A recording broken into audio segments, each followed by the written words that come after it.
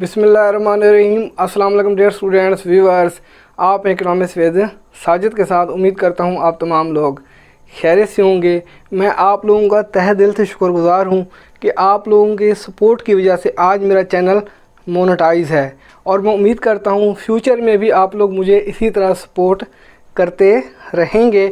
आज हम linear programme का क्वेश्चन करते हैं और मेरी ये कोशिश होगी कि इतने आसान तरीके से समझाऊं आप लोगों को आसानी से समझ आ जाए। Solve the following problems graphically. Minimise c is equal to 6x plus 3y subject to 10x plus 4y greater than 100, 20x plus 30y greater than 420, xy greater than 0। First of all, we shall convert inequalities into equalities। हमारे पास दो equations मौजूद हैं inequalities form में। जब हम इन दोनों equations को standard form में लिखते हैं तो इक्वलिटीज़ कर देते हैं, यानी बराबर कर देते हैं। ये हमारे पास स्टेप नंबर 1 है। इक्वेशन नंबर 1 लिखते हैं 10x plus 4y is equal to 100। Equation number 1। Equation number 2 लिखते हैं 20x plus 30y is equal to 420। Equation number 2। अब हम दोबारा इक्वेशन नंबर 1 लिखते हैं from equation 1। 10x plus 4y is equal to 100। y की वैल्यू को फाइंड करने के लिए अब हम सपोज करते हैं कि x बराबर है 0 के। व्हेन x बराबर है 0 के, ये हमने सपोज किया है। x की वैल्यू को इक्वेशन नंबर 1 में पुट करते हैं। Now the putting the value of in equation 1, x की जगह उसकी वैल्यू को पुट कर देंगे 10। x की जगह, x की वैल्यू क्या हमारे पास 0 है तो x की जगह 0 को पुट कर देंगे plus 4y is equal to 100। 10 को 0 से मल्टीप्लाई करते हैं तो 0 आता है plus 4y is equal to 100। 4y plus 0 तो हमारे पास 4y आता है is equal to 100। y is equal to 100। 4 बट्टे के नीचे आ जाएगा, यानी 100 को 4 पे डिवाइड करते हैं तो हमारे पास 25 आता है। ये हमने y की वैल्यू फाइंड की है। अब हम क्या करते हैं, x की वैल्यू फाइंड करते हैं। x की वैल्यू को फाइंड करने के लिए y की वैल्यू को सपोज करते हैं वो 0 के बराबर है। व्हेन y बराबर है 0 के, y की वैल्यू को इक्वेशन नंबर 1 में पुट करते हैं। यहाँ पर लिखते हैं इक्वेशन नंबर 1 दोबारा 10x प्लस के 4y is equal to 100। Now the putting the value of y in equation 1, 10x plus 4, y की जगह उसकी वैल्यू को पुट कर देंगे, यानी 0 को पुट कर देते हैं इज इक्वल टू 100।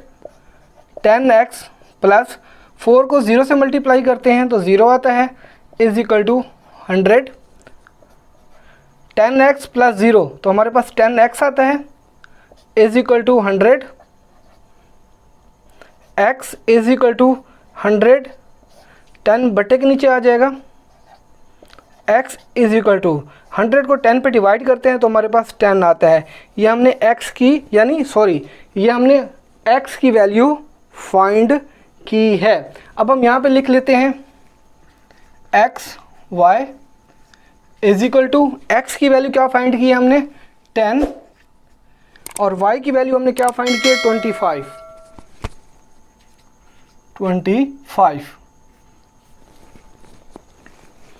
अब हम दोबारा इक्वेशन नंबर 2 लिखते हैं।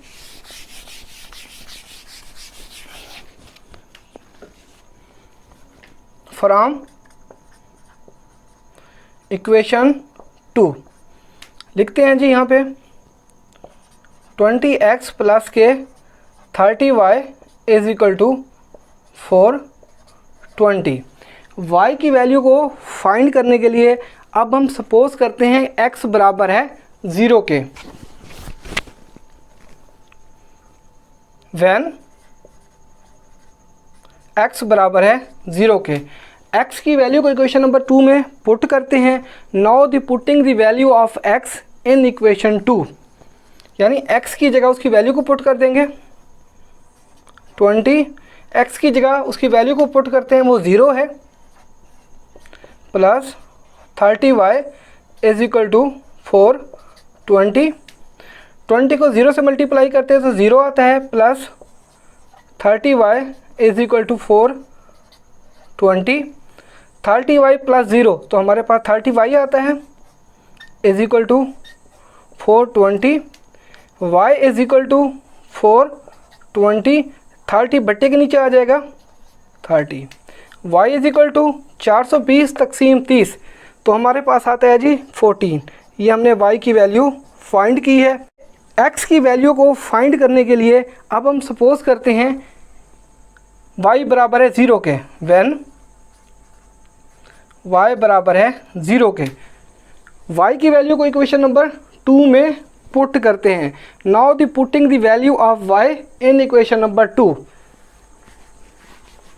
ये हमारे पास इक्वेशन नंबर 2 है।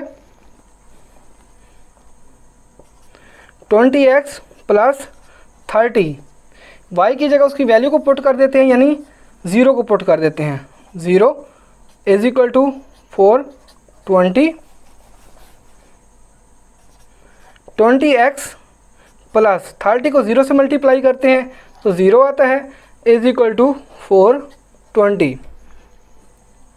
20x प्लस 0 तो हमारे पास 20x आता है is equal to 420। x is equal to 420 divided by, यानी 20 क्या होगा, बट्टे के नीचे आ जाएगा तकसीम 20। 420 को 20 पे डिवाइड करते हैं तो x की वैल्यू आती है 21, यानी 21 आता है। यह हमने x की वैल्यू फाइंड की है 21। यहाँ पे लिखते हैं x y, x की क्या वैल्यू फाइंड की है 21 और y की वैल्यू क्या फाइंड की है 14। स्टेप नंबर 1 अब हम कंप्लीट कर चुके हैं। अब हम स्टेप नंबर 2 को सॉल्व करते हैं।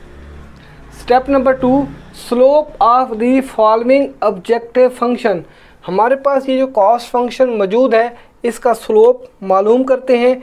कॉस फंक्शन लिखते हैं c is equal to 6x plus का 3y, प्लस के 3y को उठा के बराबर के दूसरी तरफ लेके जाते हैं तो साइन तब्दील हो जाता है। माइनस का 3y is equal to 6x, ये प्लस का c है, जब बराबर के दूसरी तरफ जाएगा तो साइन तब्दील हो जाता है, यानी माइनस का c।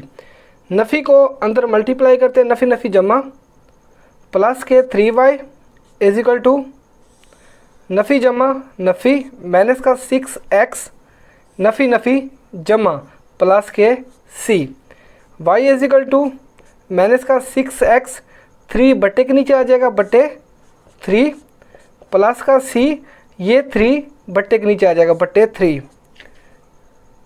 y is equal to minus के 6 को 3 पे डिवाइड करते हैं तो माइनस का 2x आता है, plus c over 3। With respect to x derivative लेते हैं, dy over dx is equal to d with respect to dx, minus का 2x plus c over 3 dy over dx। x का कोफिशिएंट क्या है, minus का 2, c over 3, ये constant value है, जो वैल्यू कांस्टेंट होती है वो 0 होती है, प्लस का 0 dy over dx is equal to minus का 2। ये हमने कॉस फंक्शन का स्लोप मालूम किया है। अब हम अलजेब्रिक सॉल्यूशन वेरिफिकेशन को मालूम करते हैं। अलजेब्रिक सॉल्यूशन को मालूम करने के लिए इक्वेशन नंबर 1 और इक्वेशन नंबर 2 को लिखते हैं। 10x plus 4y is equal to 100, equation number 1। 20x plus 30y is equal to 420, equation number 2। Algebraic solution में x और y की वैल्यू को फाइंड करते हैं। यहाँ पर हम x की वैल्यू को भी काट सकते हैं, y की वैल्यू को भी काट सकते हैं। यहाँ पर हम x की वैल्यू को काटते हैं। x की वैल्यू को काटने के लिए इक्वेशन नंबर 1 को 2 से मल्टीप्लाई करते हैं और इक्वेशन नंबर 2 को 1 से मल्टीप्लाई करते हैं और सब्सट्रैक्ट करते हैं, यानी तफरीक करने से। प्लस के 10x को 2 से मल्टीप्लाई करते हैं तो प्लस का 20x, प्लस के 4y को 2 से मल्टीप्लाई करते हैं तो प्लस का 8y आता है, इज इक्वल टू 100 को 2 से मल्टीप्लाई करते हैं तो प्लस का 200 आता है।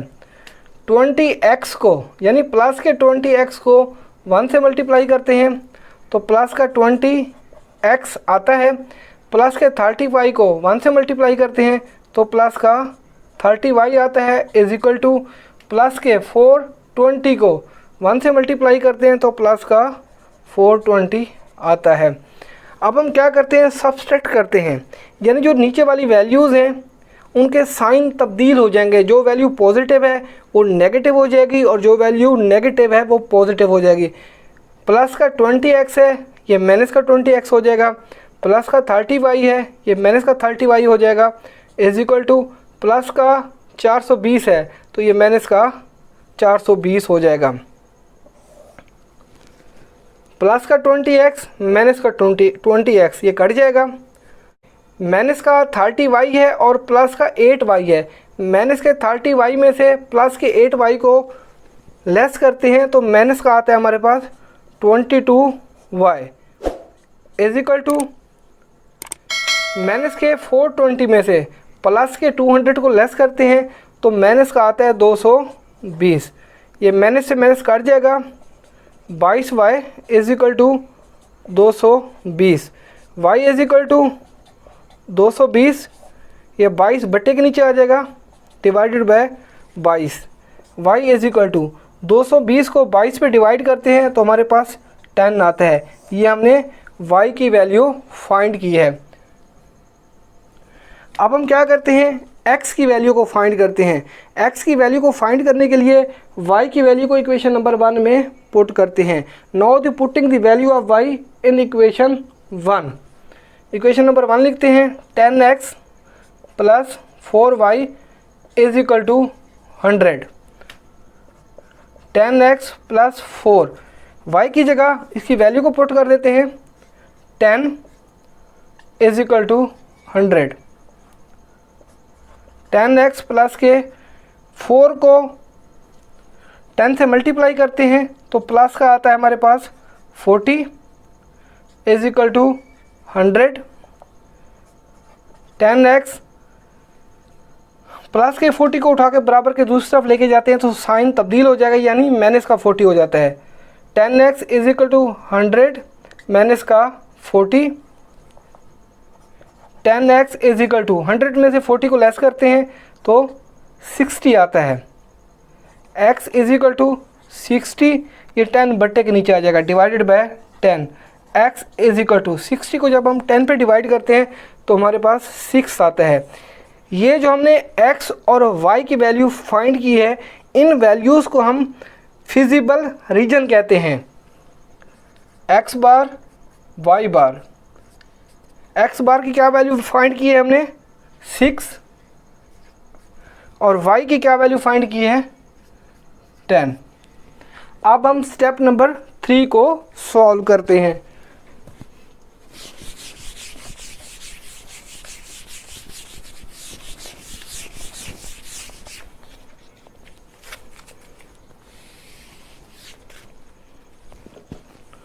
स्टेप नंबर 3, मिनिमम कॉस्ट, यानी कम से कम लागत। कॉस्ट फंक्शन लिखते हैं c is equal to 6x plus का 3y। ये जो हमने x बार और y बार की जो वैल्यू फाइंड की है 6 और 10, इन्हें हम कहते हैं फिजिबल रीजन। इन वैल्यू को हम क्या कहते हैं? Feasible region. इन वैल्यू को कॉस्ट फंक्शन में पुट कर देते हैं। c is equal to 6, x की जगह उसकी वैल्यू को पुट करते हैं, यानी x की जगह हम क्या पुट करते हैं? 6 प्लस 3y, y की जगह उसकी वैल्यू को पुट करते हैं, यानी 10 को पुट करते हैं। c इज इक्वल टू 6 को 6 से मल्टीप्लाई करते हैं तो 36 आता है, प्लस 3 को 10 से मल्टीप्लाई करते हैं तो हमारे पास 30 आता है। c is equal to 36 plus 30 तो हमारे पास 66 आता है। ये हमारे पास क्या है? मिनिमम कॉस्ट, यानी कम से कम लागत। इसके बाद हम ग्राफिकली यानी इसका ग्राफ बनाते हैं, ग्राफिकली शो करते हैं।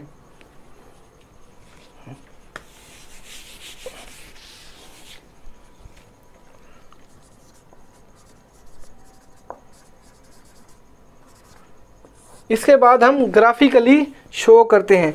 ग्राफ बनाने के लिए हम x और y की वैल्यू को देखते हैं, यानी सबसे बड़ी वैल्यू कौन सी है? 25।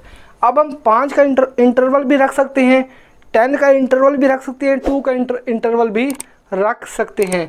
यहाँ पर हम 5 का इंटरवल रखते हैं।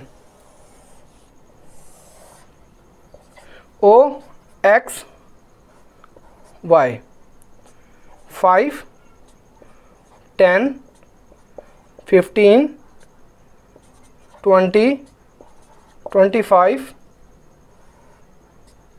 ये 30। देखिए याद रखिएगा, जब आपको लोगों ने ग्राफ बनाना है तो कोशिश करनी है ये वाले इंटरवल सेम होने चाहिए। अगर इंटरवल सेम नहीं होंगे तो हमारा ग्राफ सही नहीं बनेगा। 5, 10, 15, 20, 25, 30। x की क्या वैल्यू फाइंड की थी? 10 और y की क्या वैल्यू फाइंड की थी? 25। यहाँ पे देखते हैं y की क्या वैल्यू फाइंड की थी? 25। यहाँ पे डॉट लगाएंगे, ये डॉट। x की क्या वैल्यू फाइंड की थी? 10, ये 10, यहाँ पे ये डॉट लगाएंगे। इन दोनों पॉइंट्स को मिला देते हैं। ये हमने दोनों पॉइंट्स को मिला दिया। y की क्या वैल्यू फाइंड की है? 14 यहाँ पे आता है, ये यहाँ पे डॉट लगाएंगे, यानी 15 से थोड़ा सा नीचे। x की क्या वैल्यू फाइंड की थी? 21 यानी 20 से थोड़ा सा आगे, यहाँ पे एक डॉट लगा देंगे, ये थोड़ा सा आगे। इन दोनों पॉइंट्स को मिला देते हैं।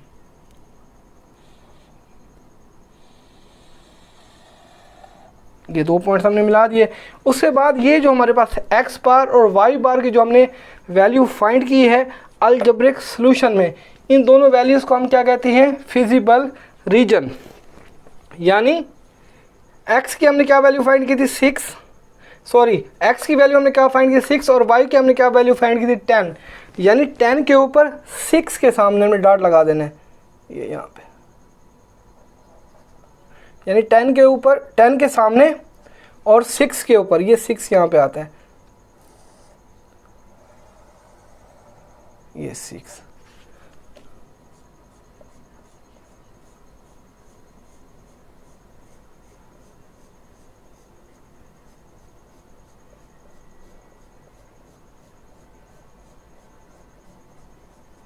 ये जो हमारा पॉइंट है इसको हम क्या कहते हैं? Feasible reason. व्यूअर्स, मैं उम्मीद करता हूँ ये लेक्चर आप लोगों को आसानी से समझ आ जाएगा, और आप लोगों को रिक्वेस्ट है काइंडली मेरे चैनल को सब्सक्राइब कीजिएगा, बेल आइकन को प्रेस कीजिएगा ताकि आपको हर नई आने वाली वीडियो का नोटिफिकेशन मिल जाए। Thank you.